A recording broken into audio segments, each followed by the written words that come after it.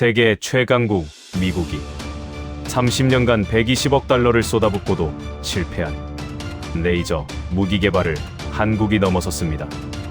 물리학의 한계를 한국의 독자 기술과 압도적 비용 효율로 전 세계를 충격에 빠뜨렸습니다.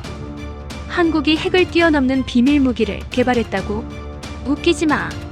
하지만 한국은 불과 48시간 뒤 서울 상공에서 벌어진 일로 미국을 완전히 무릎 꿇게 했죠. 북한 드론 5대가 서울로 침투했지만 한국 레이저 방공이 12초 만에 전부 무력화하며 실전에서 그 성능을 증명해냈죠.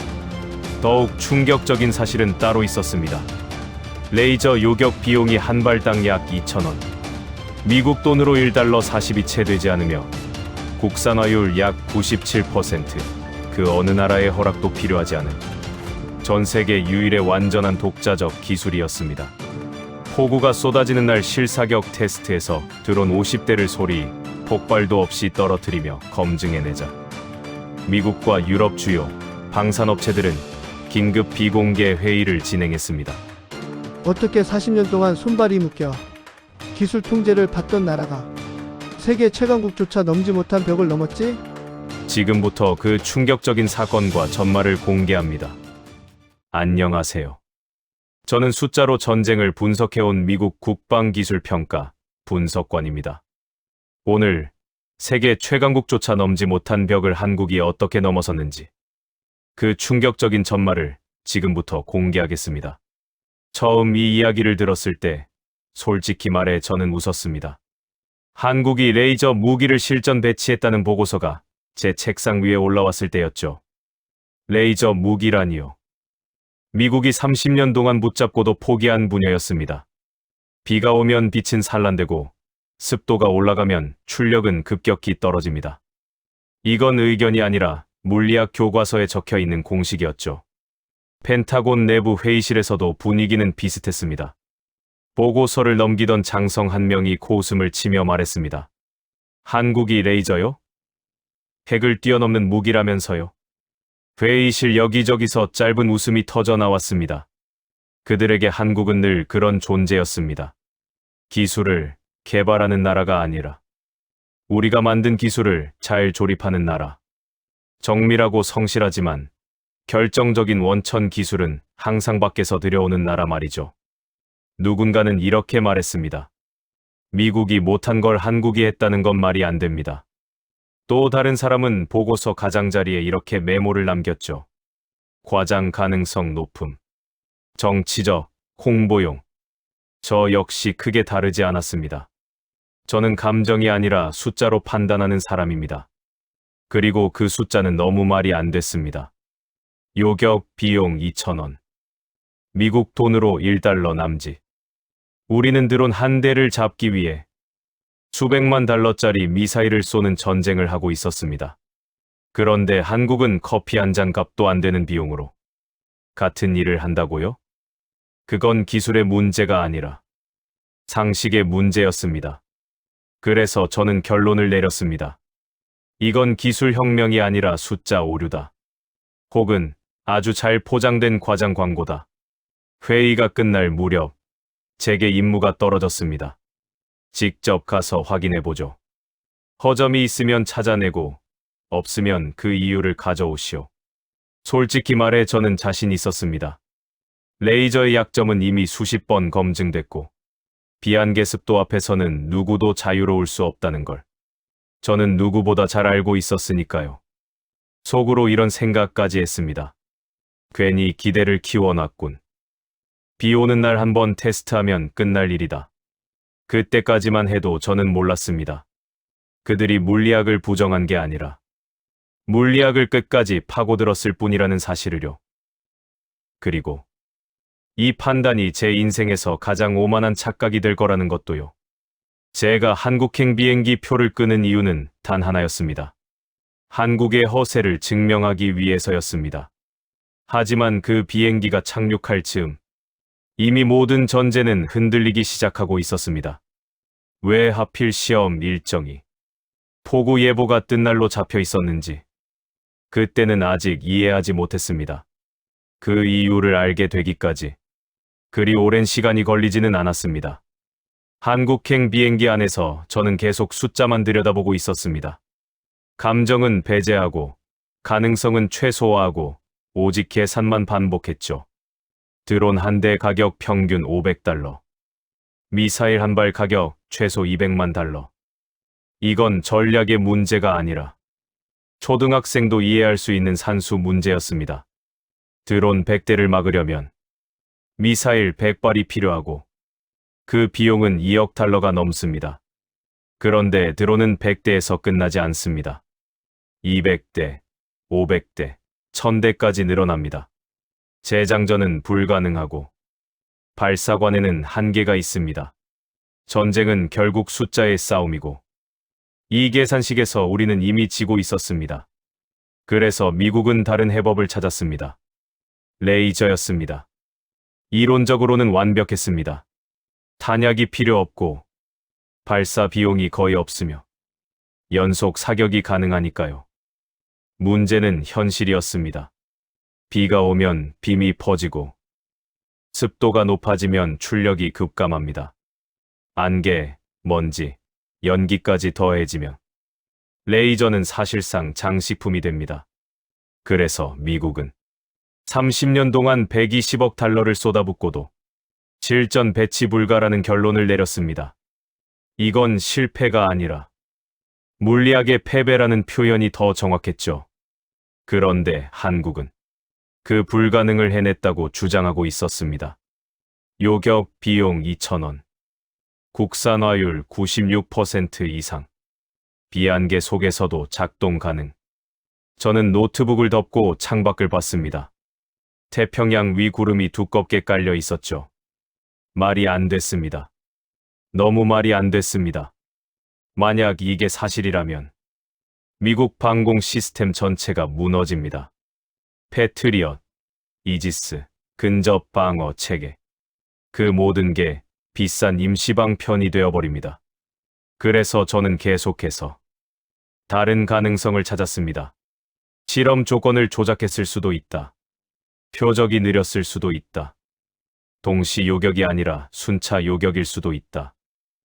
아니면 실제 비용이 아니라 이론상 최소 비용일 수도 있다.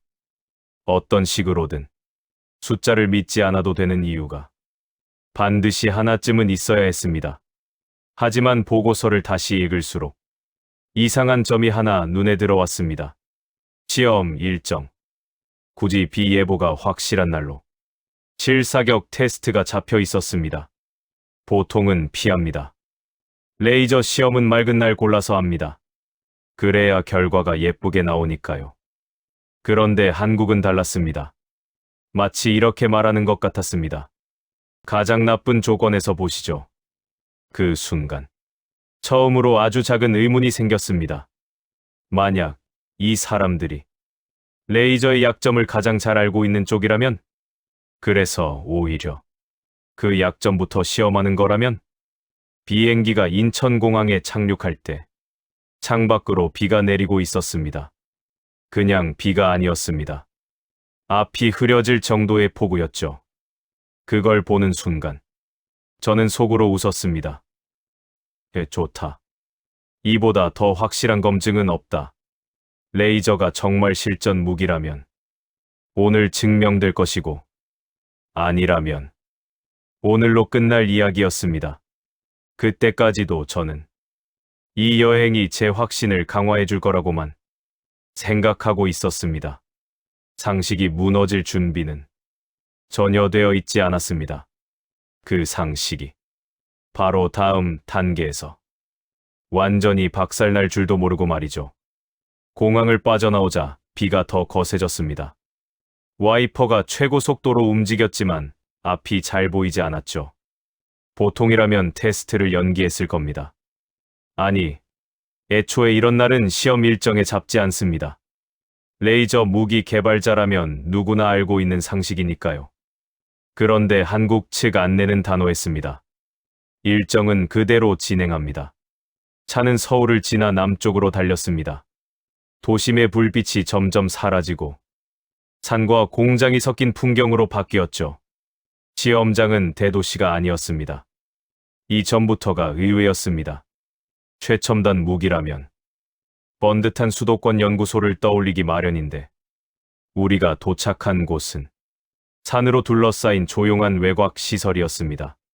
시계는 밤 10시를 넘기고 있었습니다. 비는 여전히 퍼붓고 있었죠. 차에서 내리자 축축한 공기와 함께 금속 냄새가 코를 찔렀습니다. 그때 한 사람이 다가왔습니다. 군복도, 정장도 아닌 기름때 묻은 작업복 차림이었습니다. 멀리 오시느라 수고하셨습니다. 그는 자신을 레이저 광학 담당 총괄이라고 소개했습니다. 악수를 하려는데 그는 잠시 멈칫하더니 장갑을 벗고 손을 내밀었습니다. 손등에는 작은 화상 자국들이 남아 있었습니다. 그 순간 이 사람이 관리자가 아니라 현장에서 직접 장비를 만지는 사람이라는 걸 직감적으로 알 수 있었습니다. 우리는 곧바로 경납고 안으로 들어갔습니다. 문이 열리자 제 시야에 들어온 건 컨테이너처럼 생긴 거대한 장비였습니다. 크기는 대형 트럭 정도. 디자인은 솔직히 말해 투박했습니다. 미국에서 보던 매끈한 시제품들과는 달랐죠. 첫인상만 보면 이게 그 혁신적인 무기? 라는 생각이 들 정도였습니다. 저는 속으로 안심했습니다. 겉모습만 봐도 과대 홍보의 냄새가 났으니까요. 그래서 바로 본론으로 들어갔습니다.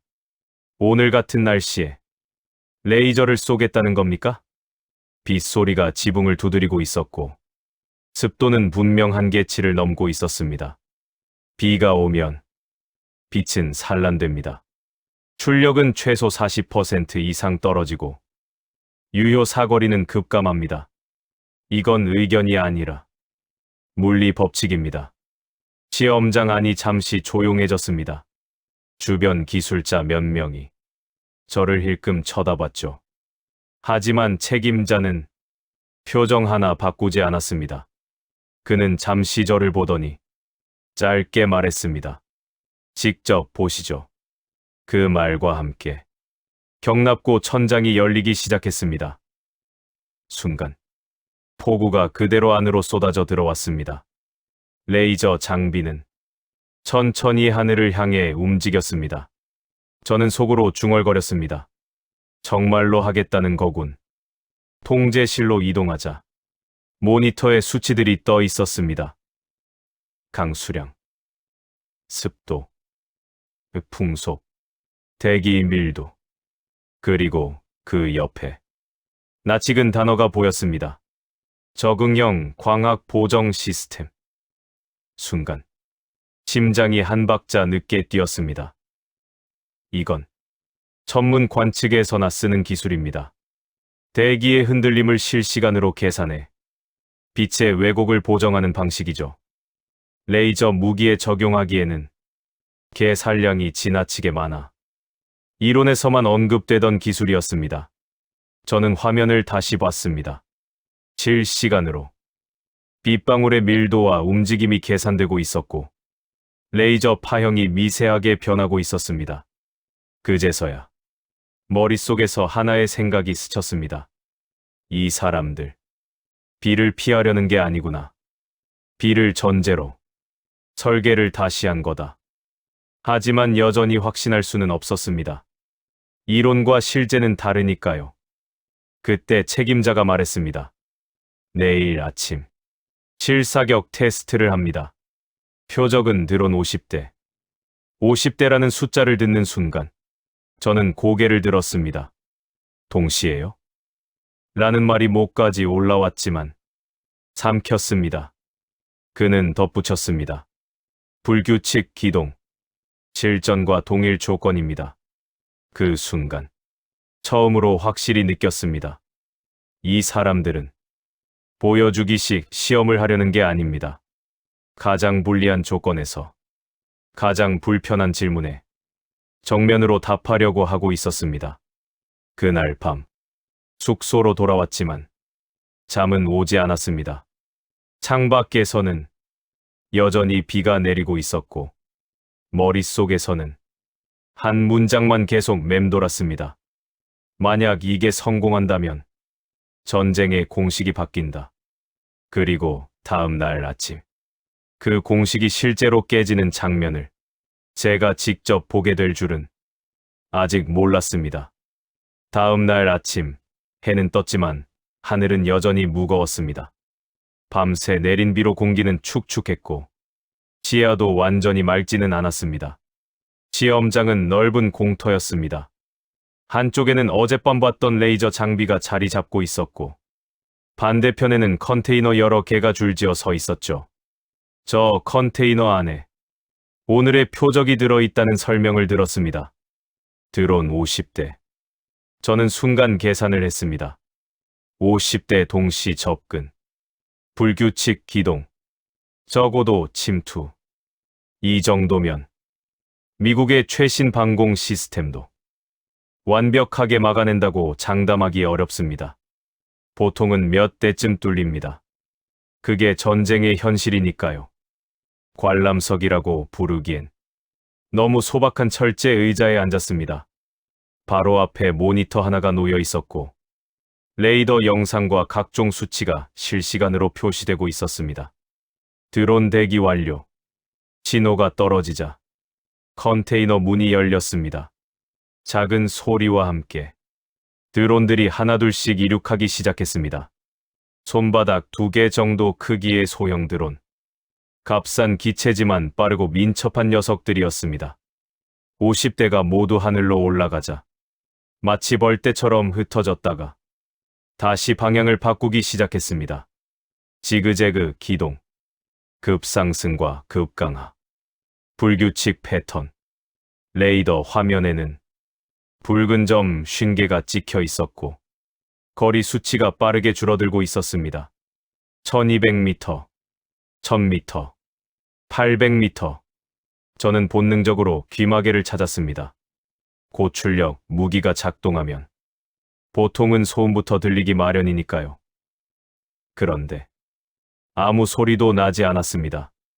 발전기 소리도 없고 냉각 시스템의 굉음도 없었습니다. 너무 조용했습니다. 그때 아주 작은 소리가 들렸습니다. 딸깍. 볼펜 버튼을 누르는 것 같은 정말 그 정도의 소리였습니다. 순간 하늘에서 드론 한 대가 툭 떨어졌습니다. 폭발은 없었습니다. 불꽃도 없었습니다. 그냥 힘이 빠진 것처럼 추락했습니다. 딸깍, 딸깍. 연속해서 2대, 3대가 더 떨어졌습니다. 모니터를 보니 붉은 점들이 하나씩 사라지고 있었습니다. 아직 40대가 넘게 남아 있었고 거리도 500m 안쪽으로 들어온 상황이었습니다. 그리고 그때부터였습니다. 딸깍 소리가 연속적으로 이어지기 시작했습니다. 하늘에서 드론들이 우수수 떨어졌습니다. 어떤 건 프로펠러가 멈춘 채로 빙글빙글 돌며 내려왔고 어떤 건 동체가 살짝 뒤틀린 상태로 힘없이 추락했습니다. 폭발은 단 한 번도 없었습니다. 연기도 거의 보이지 않았습니다. 너무 조용해서 오히려 기이할 정도였습니다. 이건 전투가 아니라 정리 작업처럼 보였습니다. 모니터 속 붉은 점들이 빠른 속도로 사라졌습니다. 드론들은 계속해서 돌파를 시도했지만 레이저는 단 한 대도 놓치지 않았습니다. 마치 보이지 않는 손이 하늘에서 하나씩 집어 떨어뜨리는 것 같았습니다. 마지막 붉은 점이 사라졌을 때 저는 시계를 확인했습니다. 3분 20초. 드론 50대가 전멸하는 데 걸린 시간입니다. 시험장은 잠시 완전히 조용해졌습니다. 기술자들 사이에서 늦게 박수가 터져 나왔지만 저는 손을 들 수가 없었습니다. 손바닥이 땀으로 흠뻑 젖어 있었거든요. 머릿속에는 한 생각만 맴돌았습니다. 이건 시연이 아니다. 이건 실전이다. 그리고 더 충격적인 건 아직 나오지도 않았다는 사실이었습니다. 그들이 제게 다음으로 보여주려던 것은 성능이 아니라 비용이었으니까요. 테스트가 끝난 뒤에도 제 머릿속에서는 방금 본 장면이 지워지지 않았습니다. 폭발도 없고 연기도 없고 경보음조차 없는 격추. 전쟁이라기보다는 정밀한 수술에 가까웠죠. 저는 솔직히 말해 아직 반쯤은 믿지 않고 있었습니다. 지연은 성공했을지 모릅니다.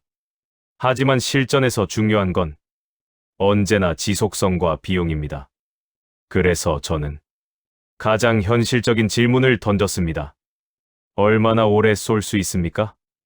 레이저 무기의 가장 큰 약점은 연속 발사 시 발생하는 발열입니다.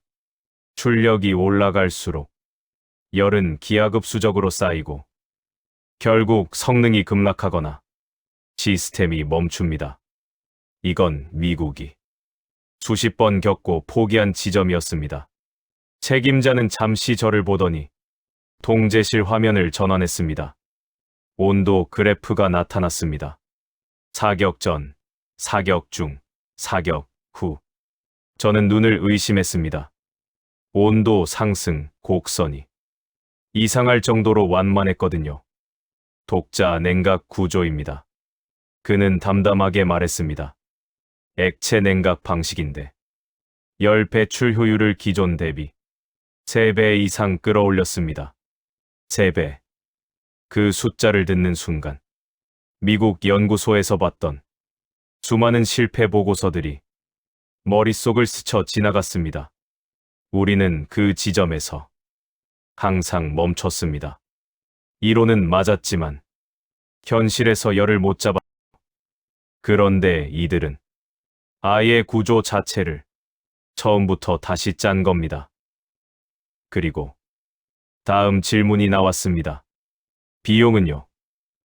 솔직히 이 질문을 던질 때만 해도 저는 어느 정도 각오를 하고 있었습니다. 성능이 좋으면 비용은 비쌀 수밖에 없습니다. 그게 무기 개발의 상식이니까요. 책임자는 말없이 종이 한 장을 건넸습니다. 전력 사용량 기록, 사격 시간, 시스템 가동 로그, 그리고 맨 아래 굵게 표시된 한 줄. 발당 평균 비용 약 2,000원. 순간 숨이 멎는 느낌이 들었습니다. 다시 한번 계산했습니다. 아니, 3번을 다시 봤습니다. 전기료 기준, 소모 부품 포함, 유지 비용까지 반영한 수치. 그래도 2,000원. 미국 돈으로 1달러 남짓. 저는 무의식적으로 미국 방공 시스템을 떠올렸습니다. 미사일 한 발, 수백만 달러. 근접 방어용 탄약도 분당 수천 발을 쏟아내야 하고 그 탄두 대부분은 하늘을 마치지도 못한 채 어딘가로 떨어집니다. 그 모든 비용과 위험을 이 레이저는 단 몇 초 만에 깨끗하게 지워버리고 있었습니다. 그리고 더 결정적인 말이 이어졌습니다. 부품 국산화율은 96%가 넘습니다. 그 숫자가 의미하는 걸 저는 바로 이해했습니다. 누구의 허락도 필요 없다는 뜻. 수출 통제도 없고 부품 공급 차단도 없습니다. 미국 부품이 하나라도 들어가면 그 무기는 자유롭게 쓰지도 팔지도 못합니다. 하지만 이 시스템은 달랐습니다. 나사 하나까지 자기 손으로 만든 무기. 그 순간 이게 단순한 기술 문제가 아니라는 걸 확실히 깨달았습니다. 이건 통제에서 벗어난 무기였습니다. 그래서 세계가 흔들릴 수밖에 없다는 것도 알게 됐죠. 제가 고개를 들자 책임자가 조용히 말했습니다. 이 수치는 10번 이상 다시 계산했습니다.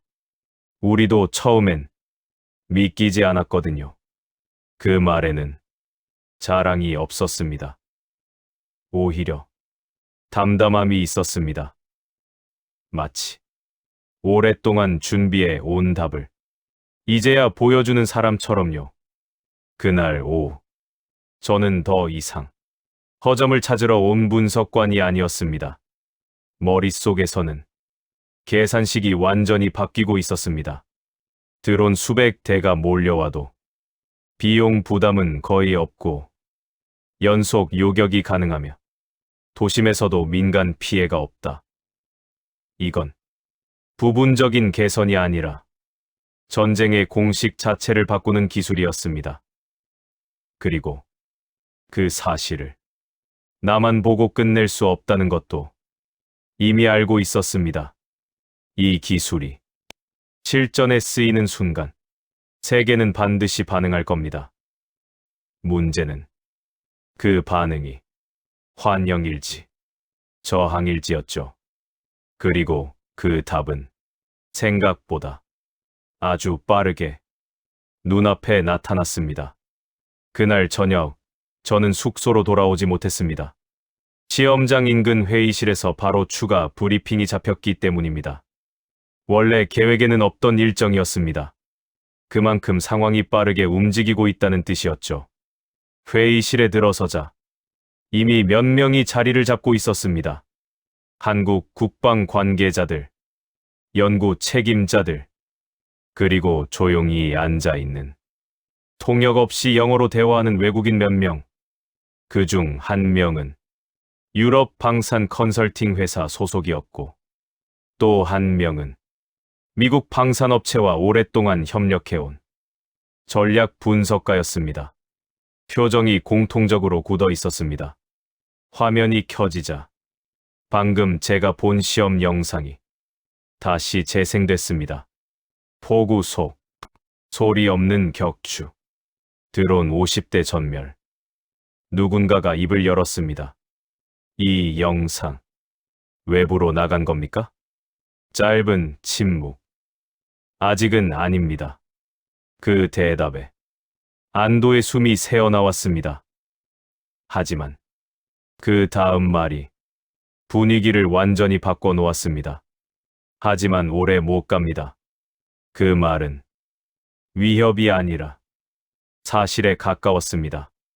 이 정도 수치와 성능은 아무리 막으려 해도 결국 새어나갈 수밖에 없습니다. 숫자는 숨길 수 없으니까요. 그때 한 유럽조 인사가 조용히 말했습니다. 이게 공개되면 유럽 방공 계획 전면 수정입니다. 기존 요격 체계는 도심 방어에서 명분을 잃습니다. 다른 사람이 바로 이어받았습니다. 미국은 더 심각합니다. 레이저를 포기한 이유가 기술이 아니라 비용 대비 효율이었거든요. 회의실이 순식간에 술렁이기 시작했습니다. 누군가는 계산기를 두드렸고 누군가는 노트를 꺼내 기존 계약 목록을 적어 내려갔습니다. 패트리엇, 이지스, 근접 방어 체계, 그 모든 시스템은 하나의 전제를 깔고 설계되어 있습니다. 요격은 비싸다. 그 전제가 무너지면 정치도, 예산도, 명분도 같이 무너집니다. 한 사람이 목소리를 낮춰 말했습니다. 이건 기술 문제가 아닙니다. 권력 문제입니다.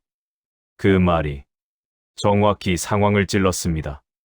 방공 체계는 단순한 무기가 아닙니다.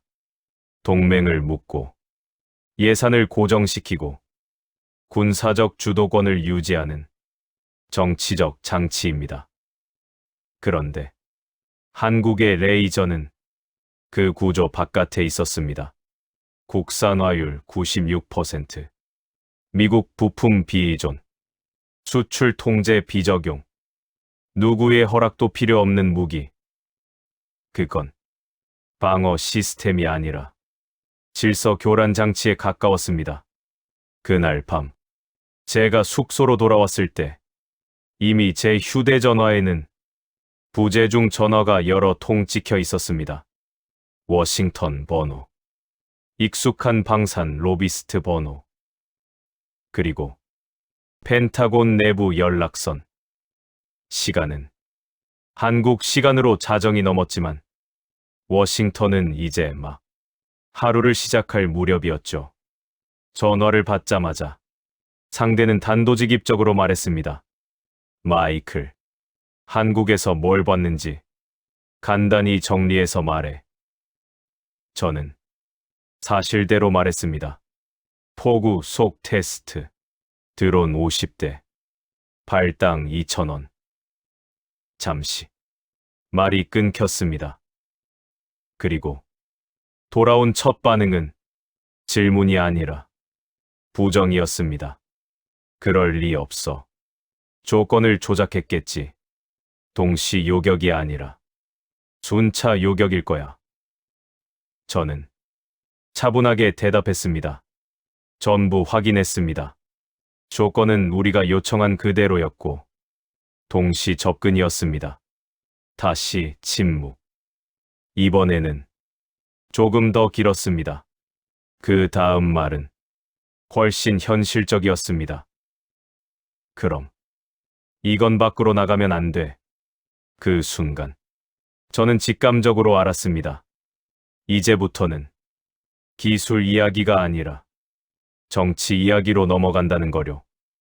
며칠 뒤 유럽 방산업계에서 비공개 회의가 열렸다는 정보가 제게도 전달됐습니다. 공식 안건은 차세대 방공 트렌드 검토. 하지만 실제 주제는 단 하나였습니다. 한국. 회의록 일부가 비공식 경로로 흘러들어왔습니다. 도심방어 패러다임 붕괴 가능성, 레이저 기반 방공의 비용 우위, 기존 체계 유지 명분 약화. 그 문장들을 읽으면서 저는 묘한 감정을 느꼈습니다. 두려움과 존중이 섞인 감정이었습니다.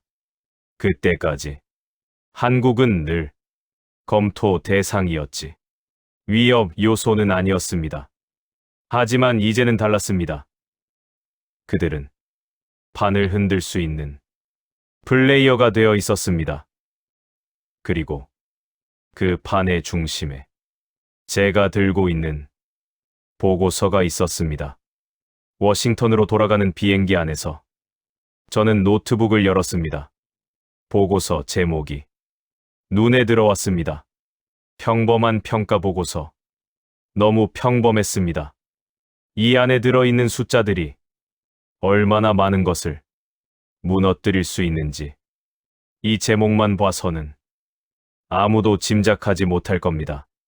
저는 손을 멈추고 잠시 생각했습니다. 이걸 그대로 쓰면 분명 누군가는 저를 막으려 들 겁니다. 보고서를 수정하라는 압박, 표현을 누그러뜨리라는 요구, 아니면 제 자리 자체를 위협할 수도 있겠죠. 하지만 동시에 폭우 속에서 소리 없이 떨어지던 드론들이 떠올랐습니다. 그리고 그 기술을 만든 사람들이 왜 이걸 만들었는지도 이제는 알고 있었습니다. 그들은 판을 흔들려고 만든 게 아니었습니다. 그저 자기 하늘을 자기 손으로 지키고 싶었을 뿐입니다. 그 선택이 세계를 흔들어 놓았을 뿐이죠. 비행기가 태평양 상공으로 올라갈 때 저는 결심했습니다. 이 보고서는 누구의 눈치도 보지 않는다. 숫자는 숫자대로 쓴다. 조건은 조건대로 적는다. 그리고 그 결과가 어떤 파장을 부르든 그건 내가 감당해야 할 몫이다. 그때까지만 해도 저는 몰랐습니다. 그 결심이 불과 며칠 뒤 서울 상공에서 벌어질 진짜 실전과 직결될 줄은 말이죠.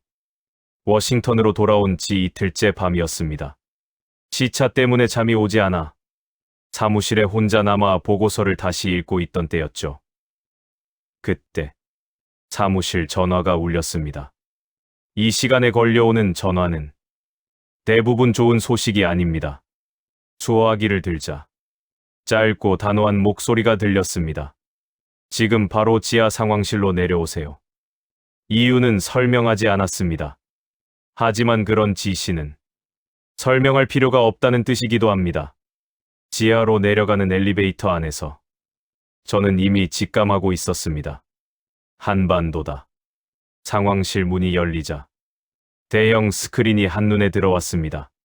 한반도 지도, 군사분계선, 그리고 북쪽에서 남쪽으로 이동 중인 붉은 점 5개, 북한 무인기. 고도는 낮았습니다. 100에서 200m 사이. 레이더에 잡히기 가장 까다로운 높이. 속도는 시속 150km 내외. 느리다고 보기엔 애매하고 빠르다고 하기엔 미묘한 속도였습니다. 의도적으로 설계된 침투 패턴이라는 게 한눈에 보였습니다. 2022년이 떠올랐습니다. 그때도 북한 드론이 서울 상공까지 들어왔고 한국군은 제대로 대응하지 못했습니다. 전투기와 헬기가 출격했지만 격추에는 실패했고 드론은 청와대 인근까지 날아다니다 유유히 돌아갔죠. 당시 영상은 전 세계 뉴스에 반복 재생됐습니다. 서울이 뚫렸다. 한국 방공의 허점. 그 장면을 저 역시 기억하고 있었습니다. 그래서 이번 상황은 더 긴장될 수밖에 없었습니다. 상황실 안은 숨소리조차 조심스러운 분위기였습니다. 한 장교가 중얼거렸습니다. 이번에도 못 잡으면 한국 쪽은 정치적으로 큰 타격이겠군. 저는 아무 말도 하지 않았습니다. 대신 화면만 똑바로 보고 있었습니다. 그때 이상한 점이 하나 눈에 들어왔습니다. 대응 화면. 미사일 발사 준비 없음. 전투기 출격 없음. 헬기 이동 없음. 너무 조용했습니다. 제가 물었습니다. 한국군, 왜 아무것도 안 움직입니까? 정보 장교가 고개를 저었습니다. 확인 중입니다. 그 말은 우리도 모른다는 뜻이었습니다. 붉은 점들은 계속 남아하고 있었습니다. 서울 북부 외곽. 이제 불과 몇 분 거리. 상황실의 공기가 점점 무거워졌습니다. 그때 스크린 한쪽에 새로운 표시가 떴습니다. 한국 방공 체계 가동. 하지만 미사일 궤적은 여전히 보이지 않았습니다. 폭발 신호도 없었습니다. 순간 제 심장이 한 박자 빨라졌습니다. 설마 그 생각이 끝나기도 전에 첫 번째 변화가 나타났습니다. 붉은 점 하나가 아무 경고도 없이 사라졌습니다. 폭발 표시 없음. 잔해 추적 없음. 그냥 지워진 것처럼 상황실이 순식간에 조용해졌습니다. 두 번째, 세 번째. 사라지는 간격은 2초 남짓. 누군가 작게 숨을 삼켰습니다. 네 번째. 그리고 다섯 번째. 북한 드론 5대가 전부 사라지는 데 걸린 시간 12초. 스크린에는 아무것도 남아있지 않았습니다. 폭발도 없고 경보도 없고 연기도 없었습니다. 마치 처음부터 아무 일도 없었던 것처럼 상황실에 묘한 정적이 흘렀습니다. 누구도 먼저 말을 꺼내지 못했습니다. 이건 훈련도 아니고 시뮬레이션도 아니었습니다. 실전. 그리고 완벽한 결과.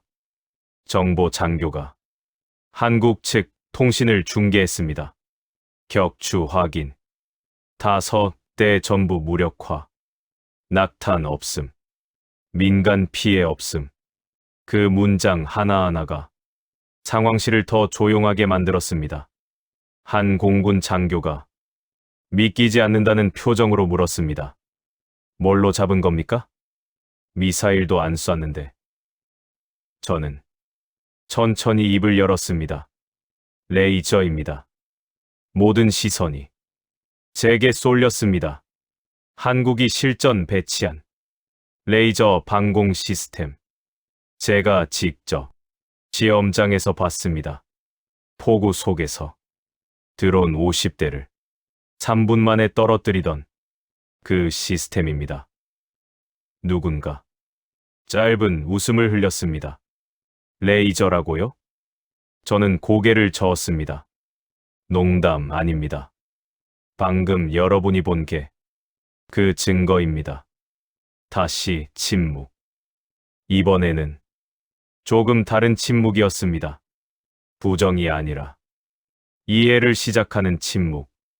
스크린에는 서울의 위성 영상이 떠 있었습니다. 불빛이 가득한 도시. 1,000만 명이 평소와 다름없는 밤을 보내고 있었죠. 그들 중 누구도 자기 머리 위로 적의 드론이 들어왔다가 12초 만에 사라졌다는 걸 알지 못했습니다.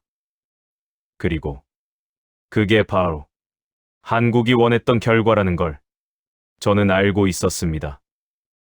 폭발도, 파편도, 공포도 없이 그냥 아무 일도 없었던 것처럼 하늘을 지켜내는 것. 상황실 한쪽에서 누군가가 낮게 말했습니다. 이건 방공이 아니라 개념이군. 저는 그 말에 고개를 끄덕였습니다.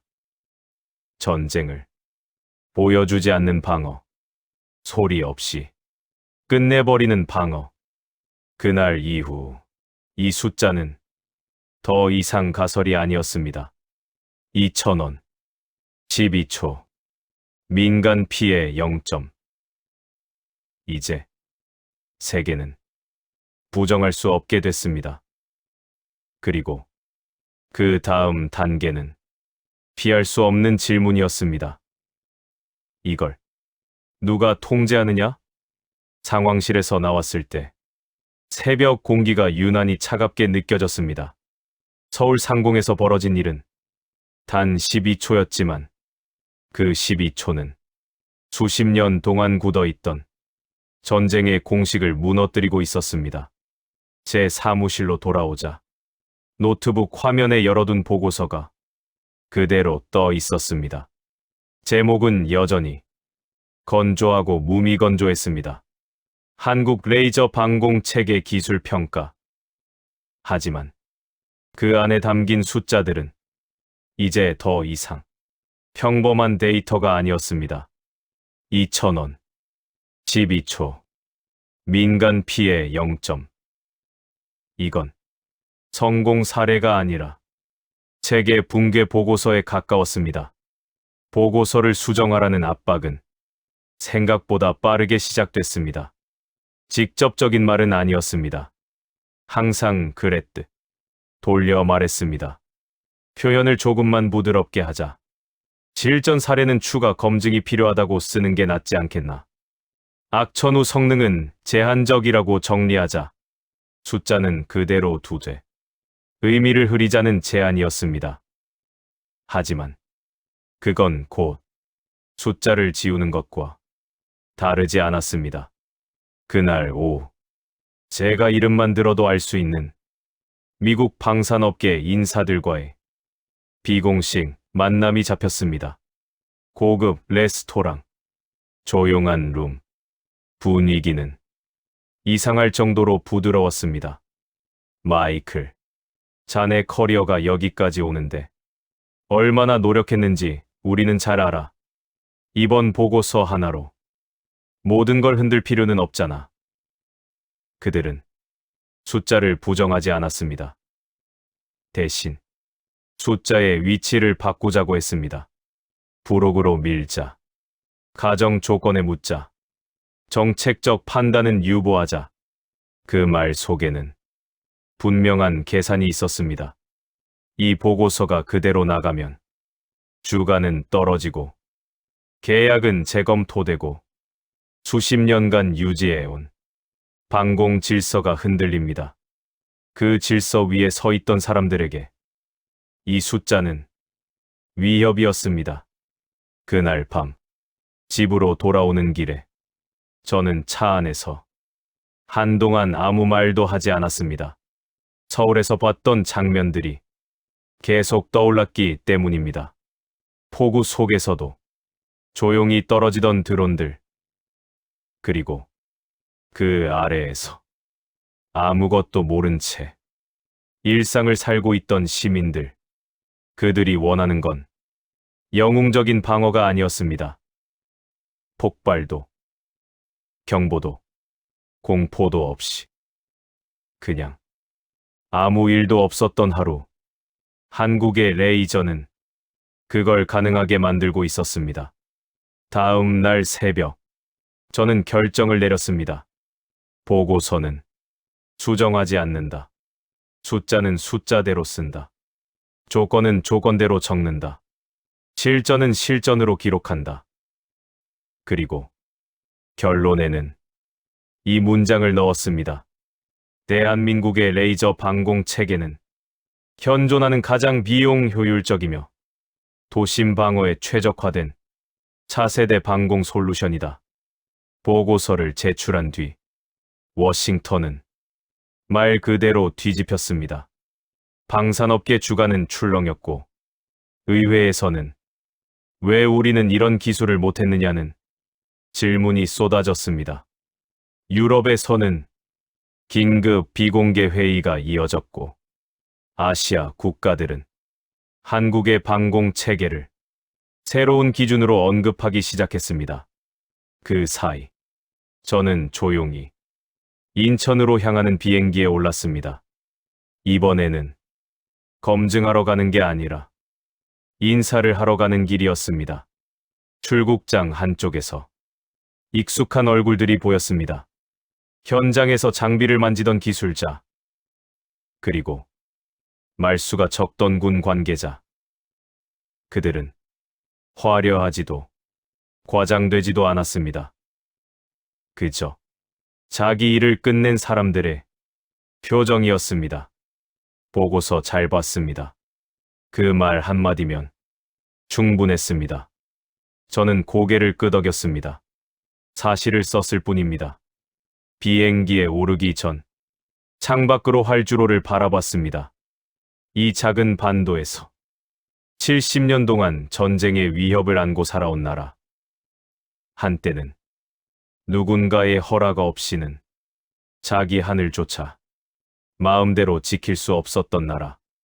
그 나라가 이제는 전쟁의 방식을 다시 쓰고 있었습니다. 미사일이 아니라 빛으로, 파괴가 아니라 차단으로, 소음이 아니라 침묵으로. 비행기가 천천히 이륙하자 한반도가 아래로 멀어졌습니다.